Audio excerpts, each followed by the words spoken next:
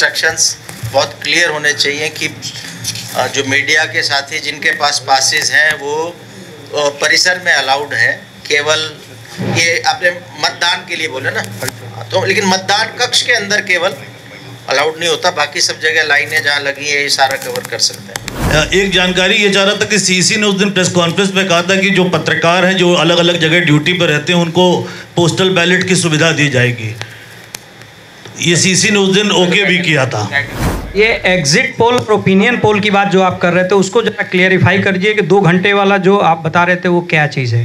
अक्सर ये कन्फ्यूज़न होता है जब हम कवरेज पे जाते हैं इलेक्ट्रॉनिक मीडिया के खासकर, तो मतदान केंद्र के अंदर जाने में दिक्कत, कवरेज की सीमा कहाँ तक अलाउड है? सर, किस तरह के पत्रकारों को जाने की अनुमति होगी, यानी पास होगा इलेक्ट्रॉनिक और पोर्टल दोनों पत्रकारों को जाने की अनुमति होगी सर? नवदीप जी अप्रैल में सालक है, शादियां शुरू होने वाली है इसी दौर चुनाव के दरमियान, और आपका पुलिस का डंडा भी शुरू होगा, चेकिंग भी शुरू होगी। तो क्या ये आम नागरिक का सवाल मैं पूछ रहा हूँ आपसे कि आम जनता जब निकलती है तो 20 जगह चेकिंग होगी इसकी, तो क्या क्या नागरिकों को अधिकार मिलेंगे जिला प्रशासन या पुलिस से बचाव के? ये अधिकार क्या?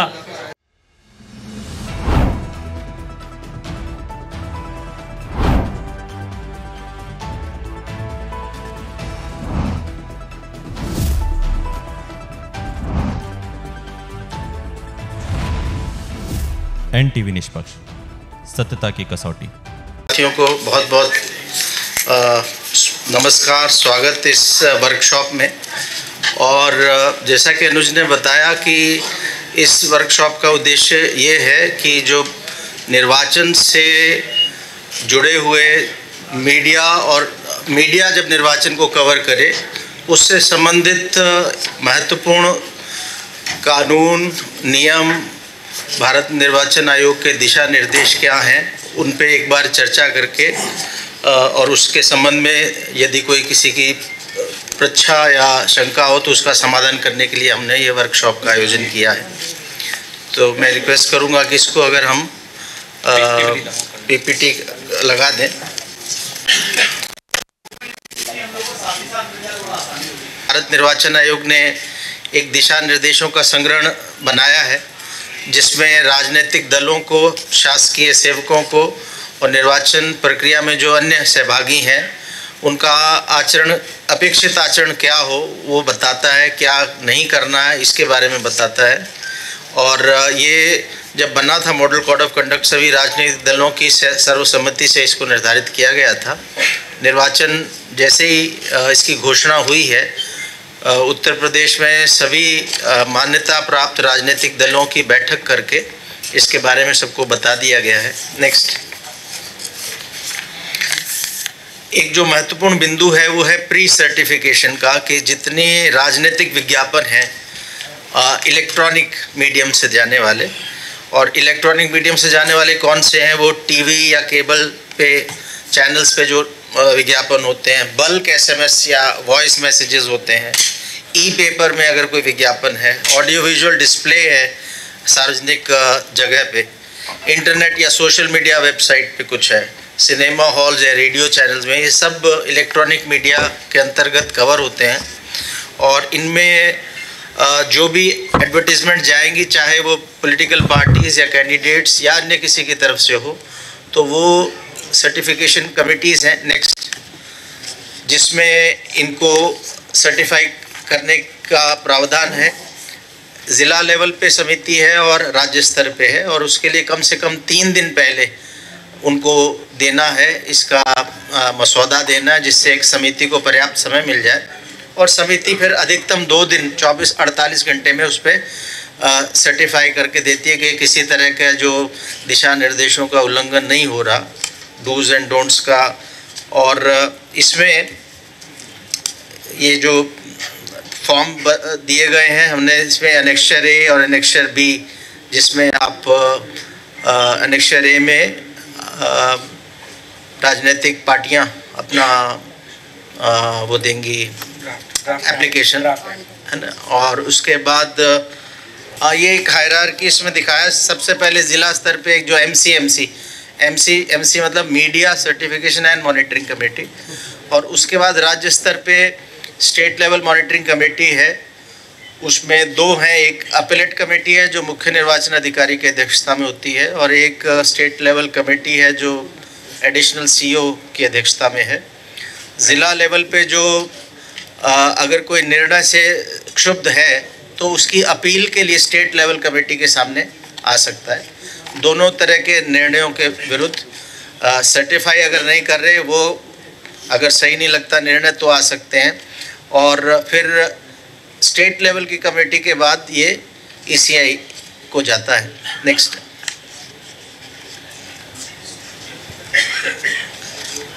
ये वही जो मैंने बताया। नेक्स्ट,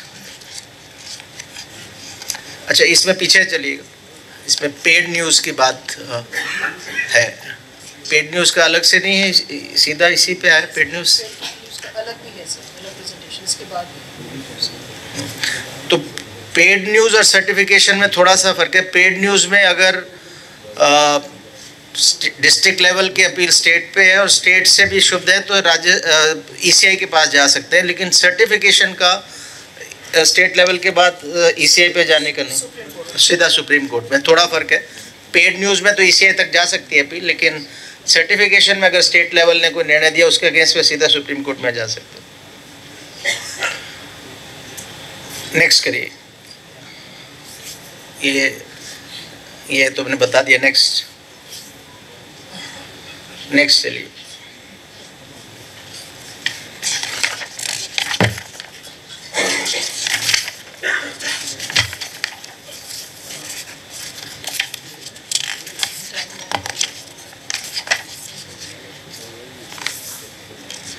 तो ये जो समिति निर्णय लेती है कि कोई प्रसारण योग्य है कि नहीं विज्ञापन, और उसमें कई प्रिंसिपल हैं कि उससे कोई हिंसा को बढ़ावा तो नहीं दे रहे या किसी और तरह की आपत्तिजनक बात तो नहीं है, वो देखते हुए समिति अपना निर्णय देती है। और वो आवेदन प्राप्त होने के 2 दिन के अंदर आवेदक को सूचित करती है, और वैसे हमारा प्रयास रहेगा कि 24 घंटे में हम लोग इसका सर्टिफिकेशन करके दें। नेक्स्ट, तो जैसे उदाहरण के तौर पे किन कारणों से अमान्य कर सकते हैं। अगर आदर्श आचार संहिता का उल्लंघन हो रहा हो, किसी राजनीतिक दल या अभ्यर्थी के विरुद्ध डायरेक्टेड हो, विचारों की संवेदनशीलता, नैतिकता, शालीनता को समाप्त करता हो, विद्रोही, घृणित और चौंकाने वाला हो, धर्म, जाति, नस्ल, समुदाय के आधार पर दुश्मनी को बढ़ावा देता हो, सार्वजनिक शांति भंग करने की संभावना हो, लोगों को अपराध, विकार या हिंसा के प्रति उकसाता हो, या हिंसा व अश्लीलता का महिमा मंडन करता हो, पूर्णतः या आंशिक रूप से धार्मिक प्रकृति का हो। तो ये मोटा मोटे सिद्धांत हैं जिनके आधार पे ये जो सर्टिफिकेशन कमेटी अपना निर्णय लेती है। नेक्स्ट, जैसा कि मैंने बताया कि सभी तरह की इलेक्ट्रॉनिक विज्ञापन इस तरह के प्रमाणीकरण की सीमा में आएंगे, और कौन सा उसकी कैटेगरीज हैं वो पहली स्लाइड में हमने आपको बताया था। इसके अलावा ये वेबसाइट और सोशल मीडिया वेबसाइट पे भी ये लागू होता है। फ्लैक्स, होर्डिंग्स, वॉलपेपर्स, पैम्फलेट इस परिधि में नहीं आते हैं, परंतु उन पर मॉडल कोड ऑफ कंडक्ट और रिप्रेजेंटेशन ऑफ पीपल एक्ट 1951 की धारा 127A तथा व्यय संबंधी प्रावधान अवश्य लागू होंगे।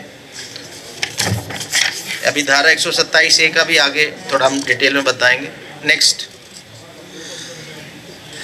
इसके अलावा प्रिंट मीडिया में जो विज्ञापन आते हैं उसका भी प्री सर्टिफिकेशन है। ये 2015 के बाद हुआ है।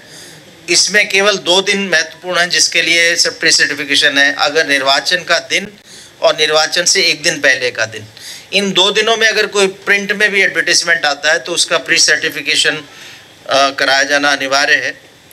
और जिस दिन प्रकाशन कराना है उससे कम 2 दिन पूर्व आवेदन आ जाना चाहिए समिति के पास, ताकि समिति के पास उसके निर्णय करने का समय हो। और जो धारा 127A है जो अभी पिछले स्लाइड में था, वो ये है कि किसी भी निर्वाचन को प्रभावित करने वाला विज्ञापन हो किसी के पक्ष में, कैंडिडेट के, पार्टी के या विरोध में, तो उस पर मुद्रक और प्रकाशक इनका नाम अवश्य होना चाहिए। और ये इसमें मतलब ऑफेंस है इसका उल्लंघन करना। तो ये बहुत ही इम्पोर्टेंट है धारा 127A, जो सभी मुद्रकों और प्रकाशकों का नाम और पता सब इलेक्शन रिलेटेड मटेरियल पे छपना अनिवार्य है। तो इसकी जानकारी हम चाहते हैं कि अधिक से अधिक प्रिंटर्स के पास आपके माध्यम से पहुंच जाए। इसके अलावा धारा 171 अभ्यर्थी की सहमति के बिना उसके निर्वाचन की संभावना को बढ़ाने के उद्देश्य से जारी किया गया विज्ञापन, उसमें और भी चीज़ें बट उसमें विज्ञापन भी है, वो आईपीसी की धारा 171 के तहत अपराध है। तो इसके लिए महत्वपूर्ण है कि जब भी किसी कैंडिडेट के पक्ष में कोई विज्ञापन आ रहा हो तो उसकी लिखित सहमति अवश्य प्रिंट मीडिया के पास हो, समाचार पत्र के पास हो।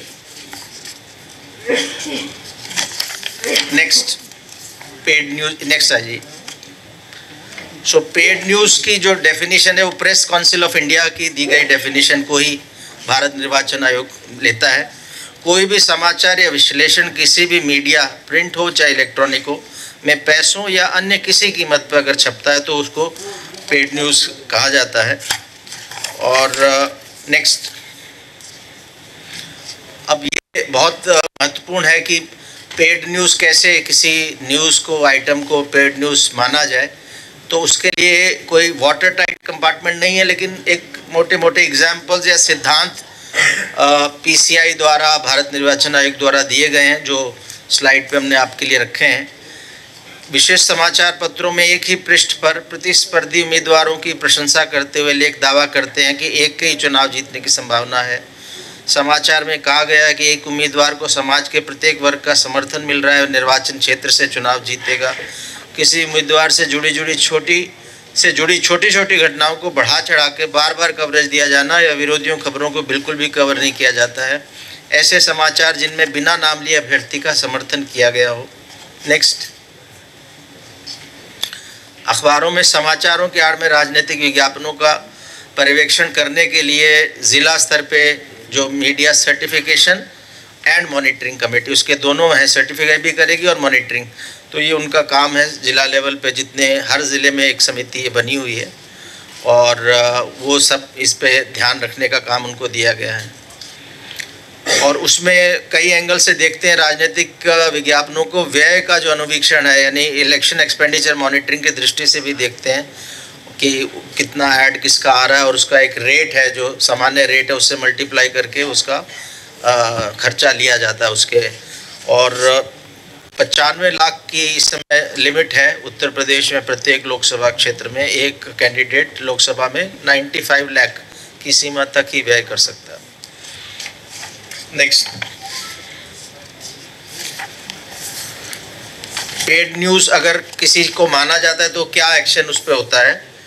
इसमें पहला तो महत्वपूर्ण बिंदु है कि किसी भी कैंडिडेट के बारे में पेड न्यूज़ का क्वेश्चन शुरू होता है उसके नामांकन की तिथि से। जिस दिन वो नामांकन करता है उस तिथि से ही ये पेड न्यूज़ का कंसेप्ट लागू होता है किसी कैंडिडेट के बारे में।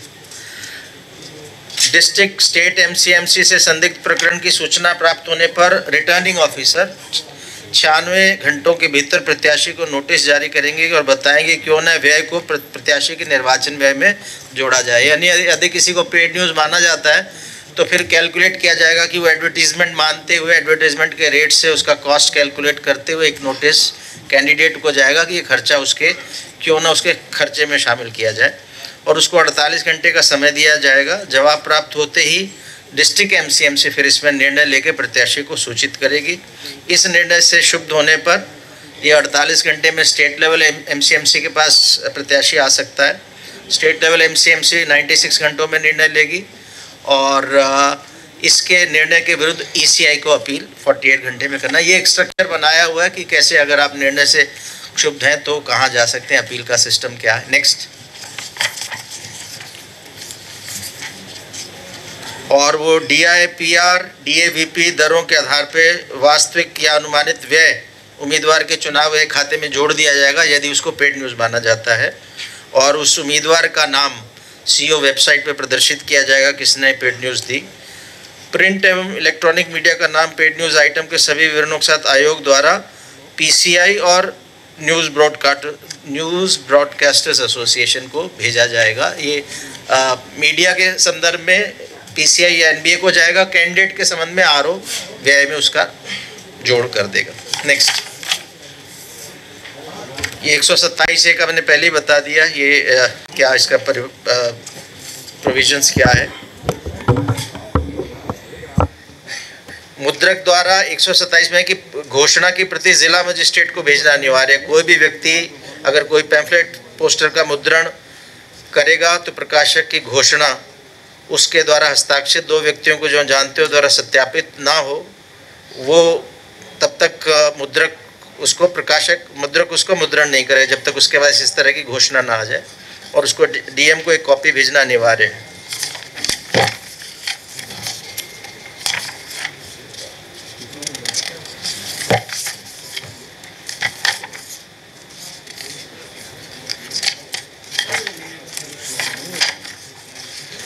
फेक न्यूज़ पे आ जाइए, लास्ट नेक्स्ट आगे थोड़ा।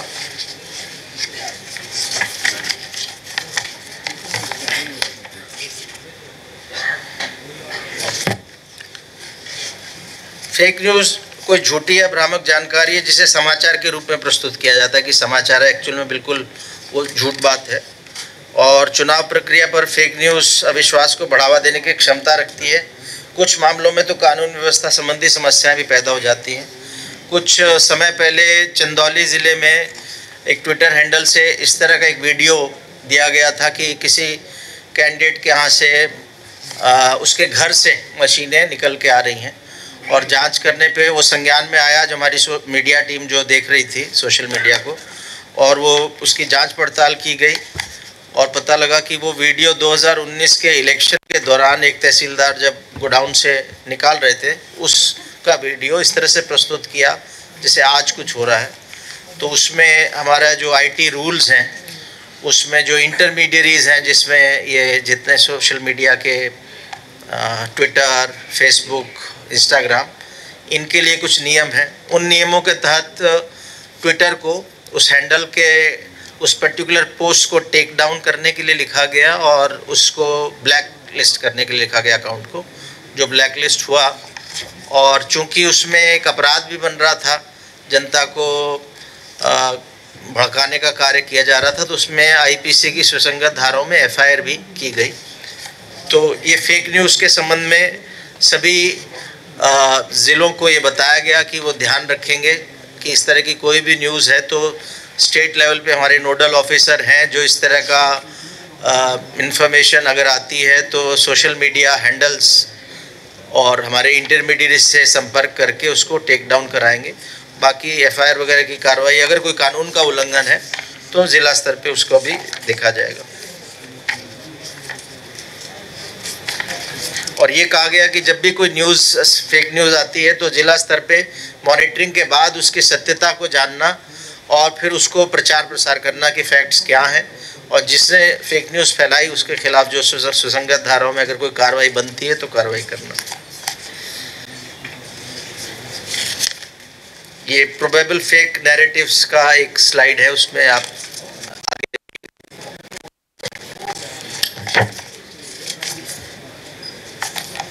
तो ये कुछ सैंपल टाइप के प्रोबेबल फेक नैरेटिव्स की सैंपल्स हैं। नेक्स्ट, ठीक है, बाकी लीगल प्रोविजंस हैं। मीडिया से संबंधित वैधानिक प्रावधान पे चले जाएं।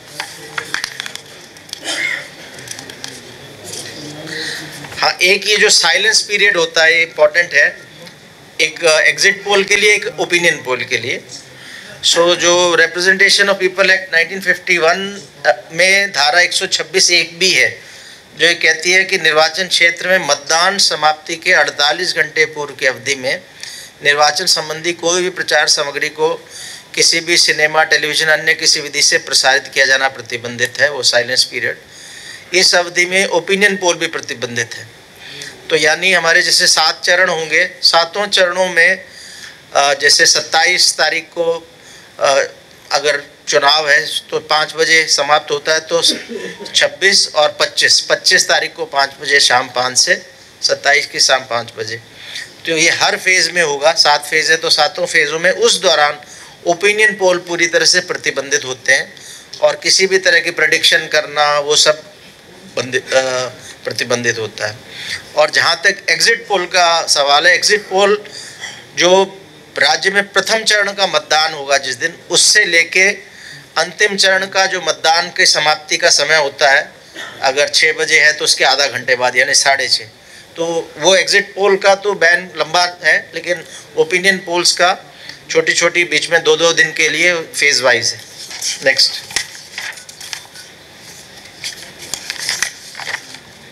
बाकी मीडिया कर्मियों के लिए एंट्री की पास और सुविधाएं रहेंगी जो हमारे एग्जिस्टिंग इंस्ट्रक्शंस हैं भारत निर्वाचन आयोग के। उसमें मतदान केंद्रों में, मतगणना केंद्रों में उनको जाने की सुविधा होगी और उसमें पासेस बनेंगे और उन पासेस के आधार पे अधिकृत मीडिया के बंधु वहाँ जा सकते हैं।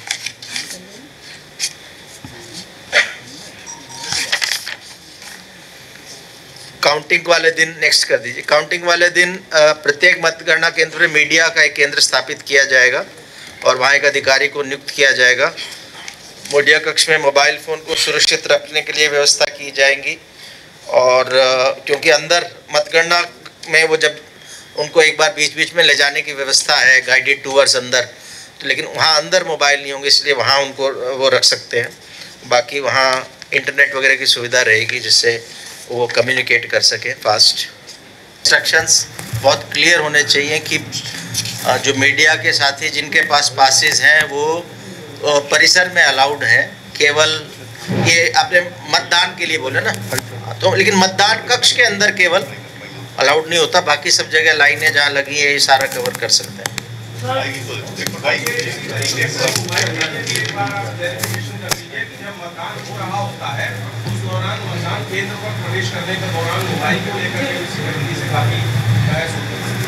हाँ, तो वो तो जैसे मैंने आपको बताया मोबाइल अलाउड नहीं है अंदर, मतदान यानी कक्ष में अलाउड नहीं है, तो उस हाँ सेंटर की बात।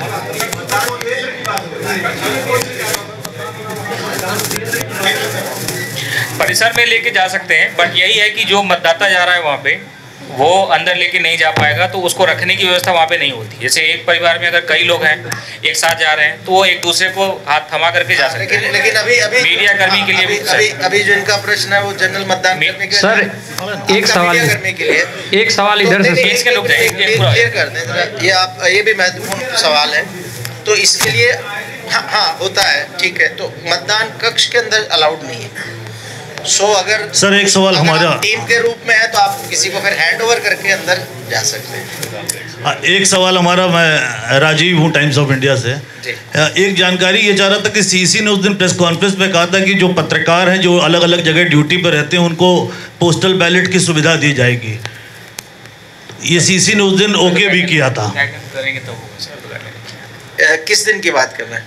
जिस दिन सीसी की प्रेस कॉन्फ्रेंस की 16 तारीख को, जी उस दिन उन्होंने कहा था कि ये हम कर सकते हैं, तो पत्रकारों को पोस्टल बैलेट की सुविधा दी जाएगी, ऐसा उन्होंने आखिरी में उठते उठते बोला था। अच्छा, क्योंकि जहाँ तक मुझे याद है किसी पत्रकार साथी ने ये सवाल पूछा था कि हम लोग जो कवर करते हैं उनको भी सुविधा होनी चाहिए, बट अगर ऐसे इंस्ट्रक्शन आएंगे ECI के तो हम उसको बेहतर ढंग से लागू एक बार याद दिला दीजिएगा, हो सकता है भूल गए हो।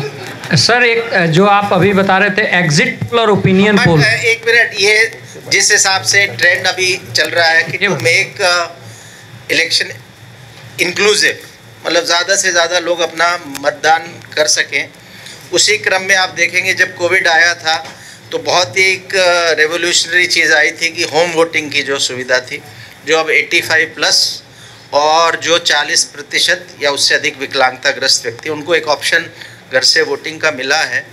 और पिछले कुछ सालों में देखें तो जो पहले सर्विस वोटर को ही पोस्टल बैलेट था, फिर धीरे धीरे जो मतदान में कर्मचारी लगे, अधिकारी लगे, उनको भी सुविधा मिली, उसके बाद होम वोटर की भी सुविधा आई। तो जिस दिशा में हम लोग बेहतर इंक्लूसिवनेस की तरफ जा रहे हैं, तो हो सकता है भविष्य में जो आपने कहा ये संभव। सर ये इलेक्ट्रॉनिक मीडिया के लिए सर एक सवाल इधर से, मेरा रिक्वेस्ट है बस एट ए टाइम एक करें, हम सबका जवाब देंगे। ये एग्जिट पोल और ओपिनियन पोल की बात जो आप कर रहे थे उसको जरा क्लियरिफाई कर दीजिए कि 2 घंटे वाला जो आप बता रहे थे वो क्या चीज़ है। नहीं, मैंने 2 दिन की बात की कि जो जिस दिन मतदान होता है तो ओपिनियन पोल जो है वो 48 घंटे पहले मतदान समाप्ति के समय से, यानी अगर सपोज उदाहरण के लिए 27 अप्रैल को है, 6 बजे अगर मतदान समाप्त हो रहा है तो 25 अप्रैल की शाम 6 बजे से और फिर 27 की 6 बजे, ये जो 48 घंटे हैं इसको एक तरह से साइलेंस पीरियड कहा जाता है कि वोटर को शांति से सोचने का समय मिलना चाहिए। तो उस दौरान ओपिनियन पोल्स, सर्वे वगैरह बताना किसी भी तरह के, वो निषिद्ध है। तो वो चूंकि हमारे यहाँ 7 चरणों में आएगा तो 7 बार ऐसे वो बाकी समय तो दिखा सकते हैं, बाकी समय ओपिनियन पोल दिखा सकते हैं। एग्जिट पोल जिस दिन से स्टार्ट हुआ और जिस दिन चरण आखिरी चरण का लास्ट आवर्स 6, अगर 6 o'clock है तो 6:30 आधे घंटे। एक मेरा रिक्वेस्ट है जिनका माइक आए तो बोले, नहीं तो फिर बड़ा मुश्किल है। इलेक्शन से 48 घंटे पहले हम ओपिनियन पोल दिखा सकते हैं। तो फेज वाइज मान लीजिए कि 19 को इलेक्शन है, ठीक है, 19 के बाद 27 को इलेक्शन है, तो 19 का हमने ओपिनियन पोल तो दिखा दिया, फिर जो 27 का इलेक्शन है 27 से 48 घंटे पहले उस फेज का भी हम ओपिनियन पोल दिखा सकते हैं। हाँ, वो 48 घंटे के साइलेंस पीरियड को छोड़ के उससे पहले दिखा सकते हैं, ठीक है, नंबर 1। और बाकी एग्जिट पोल के लिए सर ने ये कहा कि जो फर्स्ट फेज का 48 घंटा है वहां से शुरू हो गया और आखिरी फेज का जो 48 घंटा है, इस बीच के पूरी अवधि में एग्जिट पोल नहीं दिखा सकते। वो तो क्लियर है, ये नहीं कह सकते कल वोट हुआ था और आज हम उसका रिजल्ट दिखा रहे हैं, ये नहीं हो सकता। जो पहले फेज के 48 घंटे के साइलेंस पीरियड से स्टार्ट होके लास्ट फेज के जो साइलेंस पीरियड का 48 घंटा है, ये वहां तक हमारा तो उसके आधे घंटे बाद तक, उसके आधे घंटे बाद। सर मेरा सवाल है कि अक्सर ये कंफ्यूजन होता है जब हम कवरेज पे जाते हैं इलेक्ट्रॉनिक मीडिया के खासकर, तो मतदान केंद्र के अंदर जाने में दिक्कत, कवरेज की सीमा कहाँ तक अलाउ है? जिसके पास ईसीआई का पास है, नंबर 1, मतदान खासकर मध्य स्थल में कवरेज करने के लिए कौन जा सकता है? तो जिसके पास ईसीआई का पास है वही जा सकता है, नंबर 1। नंबर 2, वहाँ क्या कवर करने की छूट है? तो आप देख सकते हैं कि भाई कैसे चल रहा है, कैसे वहाँ पे हमारी पोलिंग पार्टी का कैसे कंडक्ट हो रहा है, जो हमारे पोलिंग एजेंट हैं विभिन्न कैंडिडेट्स के, वो किस तरीके से वहाँ हैं कि नहीं है, प्लस जो व्यवस्थाएं उसका कवर कर सकते हैं, जो क्यू लगा हुआ है उसका कवर कर सकते हैं। जो बहुत ही इंसाइसिव होकर के अगर फोटो खींचना चाहेंगे तो वो उसमें मतदान की गोपनीयता जो है उसके भंग होने की संभावना रहती है। इसीलिए आपको ये कहा जाएगा कि आप अंदर फोटो मत खींचिए, लेकिन बाहर क्यूज वगैरह का जो फोटो है वो खींचा जा सकता है और व्यवस्थाएं देखी जा सकती है। जिसके पास ईसीआई का जारी किया हुआ पास है, मैं उनके लिए कह रहा हूँ। 1 by 1 प्लीज। बस ये बताना बच्चा, एक सेकंड, मेरा सवाल इसी प्रश्न को थोड़ा सा और इलेबोरेट करना है इसी उत्तर को, कि वहाँ प्रिजाइडिंग ऑफिसर मेन ऑफिसर होता है मतदान कक्ष का, तो प्रिजाइडिंग ऑफिसर की अनुमति से ही ये जो मीडिया के साथी अंदर जा सकते हैं without disturbing the secrecy of the poll. तो कई बार ऐसा होता है कि जानकारी के अभाव में जहाँ वोट डाल रहे हैं ऑलमोस्ट वहाँ जाके फ़ोटो खींचना शुरू कर देते हैं, या उनको बोलते हैं आप ये बटन दबाइए, तो वो एक वायलेशन हो जाएगा। वही मेन चीज़ सबसे इम्पॉर्टेंट वो है, secrecy of voting should be maintain, वो एक ऑफेंस है अगर हम उसको उजागर करते हैं।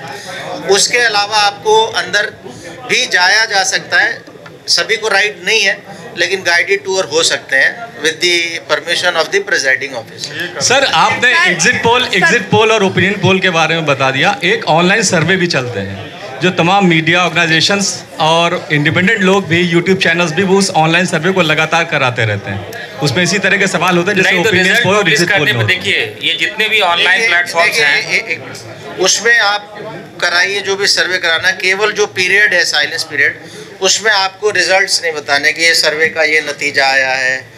ये ऑनलाइन सर्वे में आप जब खोलेंगे तब नतीजा मिल जाता है कि 78% ये है, 22% ये है।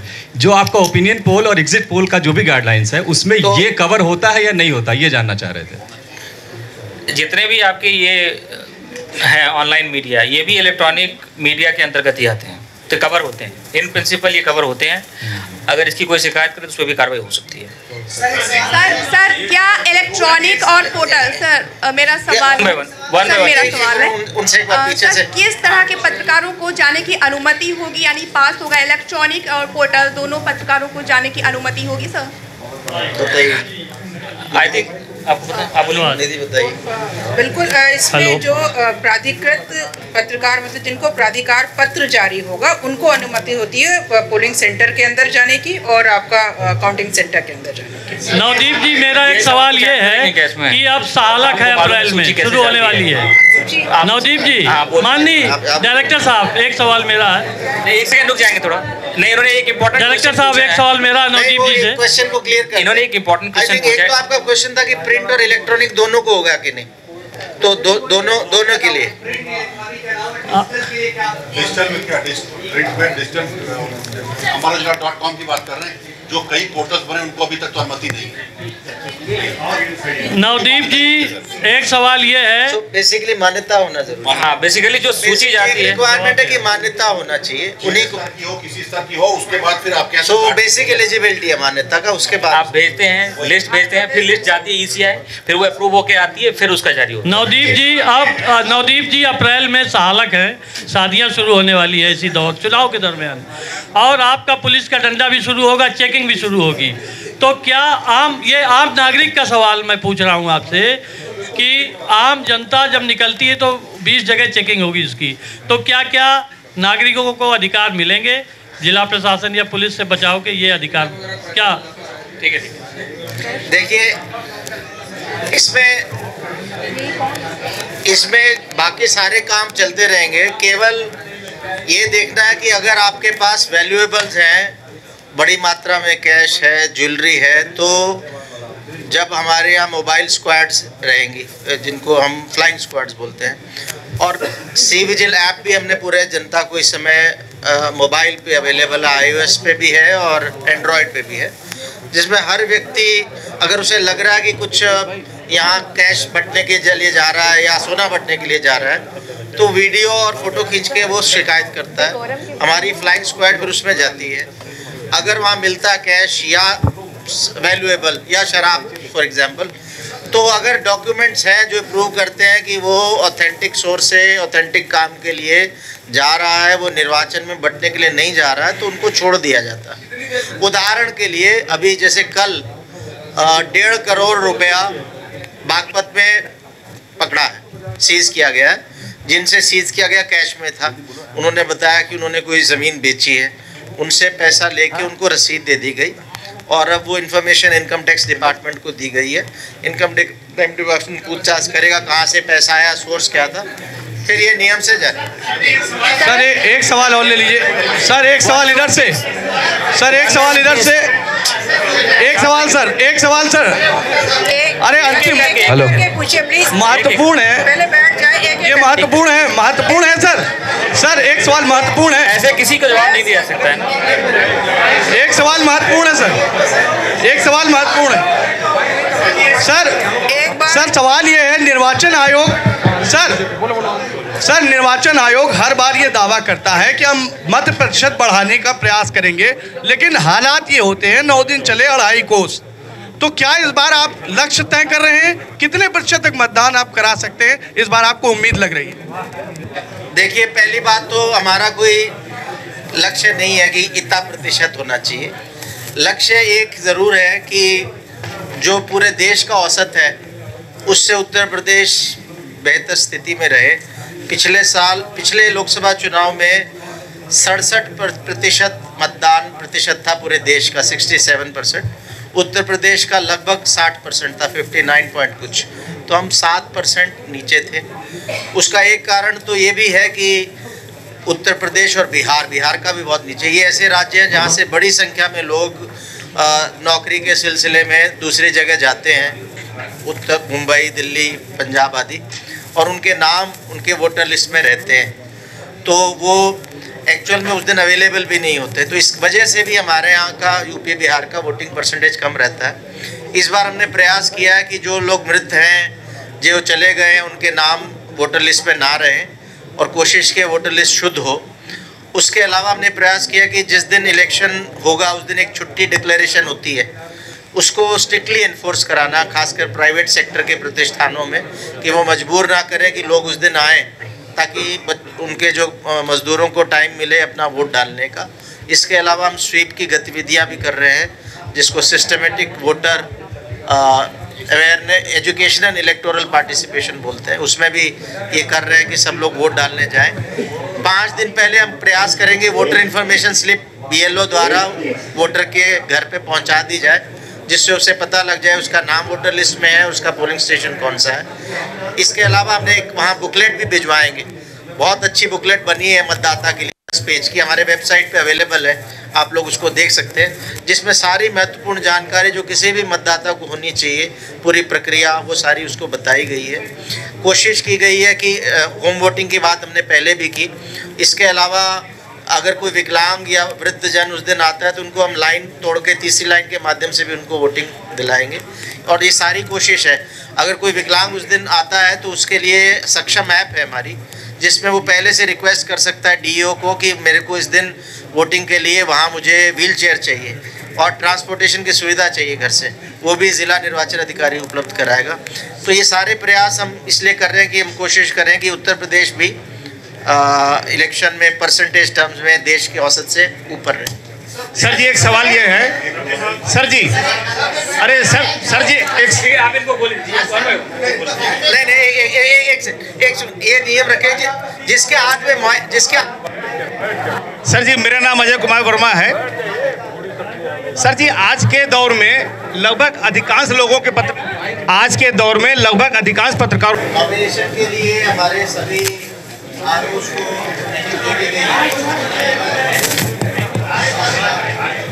नॉमिनेशन के लिए सभी RO को ट्रेनिंग दे दी गई है कि क्या डूज एंड डोंट्स हैं वहाँ, वो सब तैयारियाँ हमारी हैं। और ये भी आज सुबह के समाचार पत्रों के माध्यम से भी हम जो मॉडल कोड ऑफ कंडक्ट के प्रोविजंस हैं कि 100 मीटर की परिधि में व्हीकल लेके लोग नहीं जाएंगे, कितने व्हीकल लेके जा सकते हैं, कितने व्यक्ति साथ में जा सकते हैं, और वहाँ सब रिकॉर्डिंग वगैरह होगा। तो वो सारी हमारी तैयारियां हैं। कल से जो 8 लोकसभा क्षेत्रों का कल नॉमिनेशन शुरू हो जाएगा, उनका नोटिस निकालेंगे RO, कल नोटिफिकेशन भी निकलेगा फर्स्ट फेज़ के जो हमारे इलेक्शन है, प्रेसिडेंशियल नोटिफिकेशन, इलेक्शन कमीशन की नोटिफिकेशन, स्टेट की नोटिफिकेशन, और फिर RO भी एक नोटिस निकालता है। तो हमारे सब लोग तैयार हैं। रेनवा साहब, नवदीप साहब मैं इधर, मेरा सवाल यह है कि माना जाता है कि मीडिया को तीसरी आंख है और चुनाव व्यवस्था के लिए उसको एक मित्र माना जाता है। हम 32-34 साल से सेशन साहब के समय से आज तक समझते आ रहे हैं। गाजियाबाद DM का जो कथन है, जो धमकी थी, उसको कैसे देखा गया, उसके ऊपर क्या हुआ? देखिए वो जो वीडियो मेरे पास भी एक क्लिप आया था और उसका हमने उसकी जांच कराई, संबंधित अधिकारी से बात की, और उसका जो एक कॉन्टेक्स्ट आधा क्लिप आया था जहाँ से बात शुरू हो रही थी, उसके पीछे से हमने देखा तो वो मेरे विचार से वो धमकी नहीं थी, लेकिन विचार जो शब्दों का चयन उतना अच्छा नहीं था, जिसके बारे में संबंधित अधिकारी को बता दिया गया है कि वो शब्द उनको प्रयोग करना था चेतावनी, वो उन्होंने शब्द धमकी का प्रयोग कर लिया, तो बस उन्हीं अधिकारी को बता दिया गया है। सर एक जनरल सवाल ये है, सर आपने फेक न्यूज़ और पेड न्यूज़ पर काफ़ी जोर दिया है। सर आपने फेक न्यूज़ और पेड न्यूज़ पर काफ़ी जोर दिया है। अरे रुको, इनका सर एक सवाल इधर से है, बात आपका भी सुनूंगा, एक बार माइक जिनके वो सिर्फ संसदीय क्षेत्र के लिए होता है। यदि हम बलिया मऊ या आजमगढ़ जाकर के अगर हम करना चाहें तो हम नहीं कर सकते, तो इसलिए अब की बार जो पासेज आप लोग इशू करें मीडिया कर्मियों को, वो संपूर्ण उत्तर प्रदेश के लिए जारी करें, ताकि हम लोग लखनऊ का इलेक्शन देखने के बाद बलिया आजमगढ़ मऊ जा सकें।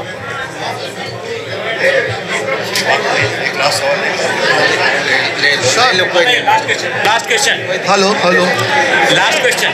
अरे हेलो सर आपने निर्वाचन आयोग ने मुख्य रूप से मीडिया के संदर्भ में, मैं एक बार इनका प्रश्न कर देता हूँ। आपका जो प्रश्न मुझे थोड़ा आधा समझ आया, आपने कहा कि एक ही जिले का मिलता है, क्या आपका एक संसदीय क्षेत्र का?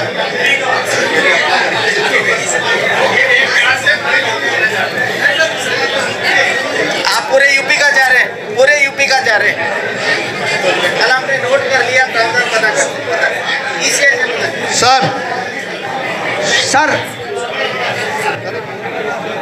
सर चुनाव की घोषणा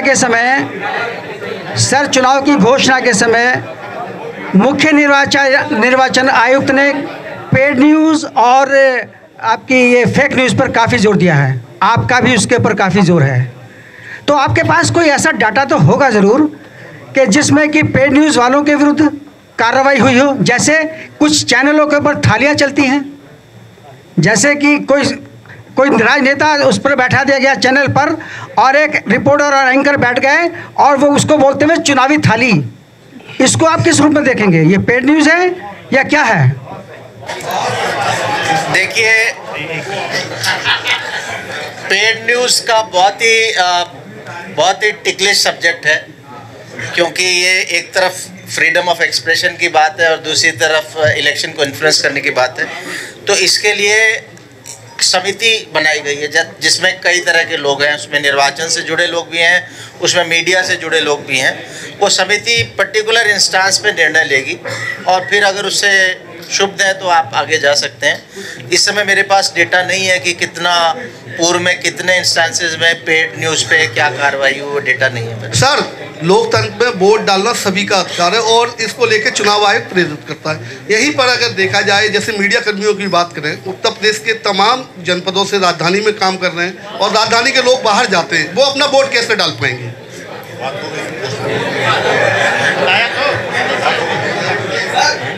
भाई साहब, एक प्रश्न, एक प्रश्न। मेरा प्रश्न बहुत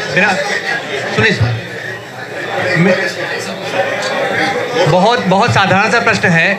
जैसे आप दोनों लोगों से है कि अभी कहा गया कि पासेस के लिए वो लोग अधिकृत हैं जिनकी मान्यता है, चाहे वो जिले की हो चाहे प्रदेश की हो, लेकिन एक संस्थान से एक या दो लोग ही अधिकृत होते हैं मान्यता के लिए, जबकि काम करता है नीचे वाला रिपोर्टर, उसकी मान्यता नहीं होती। तो ऐसी कोई गाइडलाइन है क्या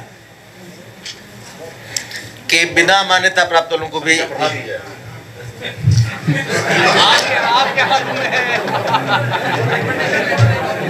सर, एक लास्ट, अच्छा ठीक है, एक सवाल है सर, एक सवाल नहीं, ठीक है। एक सवाल सर, थोड़ा शांति बनाए रहे, शांति बनाए रहे। सवाल आप बहुत अच्छा लगेगा, आंसर भी हो सकता है उतना अच्छा है। सर, जब गिनती जहाँ पर वोटिंग होती है, वोटिंग से लेकर काउंटिंग तक, इसके बीच में ईवीएम जहाँ जाती है, हम लोग उसको दिखा सकते हैं क्या फॉलो करके? ईवीएम मशीन, ताकि लोग सवाल उठाते हैं ना सर कि ईवीएम कहाँ गई, किधर गई, कैसे गई। देखिए, ऐसा कोई बैन नहीं है, दिखाने पे कोई बैन नहीं है। इनफैक्ट अच्छा है, दिखाएंगे तो बढ़िया ट्रांसपेरेंसी बनी रहेगी। हम तो चाह रहे जब भी मूव हुआ जरूर दिखाएं। वैसे आपको थोड़ा सा, आपने अच्छा प्रश्न है कि इसमें हमारा जो गाइडलाइंस ये है कि जब भी मूवमेंट होगा, वो पॉलिटिकल पार्टीज अथवा कैंडिडेट्स, जैसी भी स्थिति हो, जब कैंडिडेट्स आ जाएंगे उनको इन्फॉर्म करके राइटिंग में, तभी किसी अधिकारी के देख रेख में वो मूवमेंट हो, और वो मूवमेंट आप कवर करेंगे तो अच्छी बात है, वो कोई खराब बात नहीं। देश विदेश की ताज़ा खबर पाने के लिए हमारे चैनल NTV निष्पक्ष को सब्सक्राइब करें व बेल आइकन दबाना ना भूलें।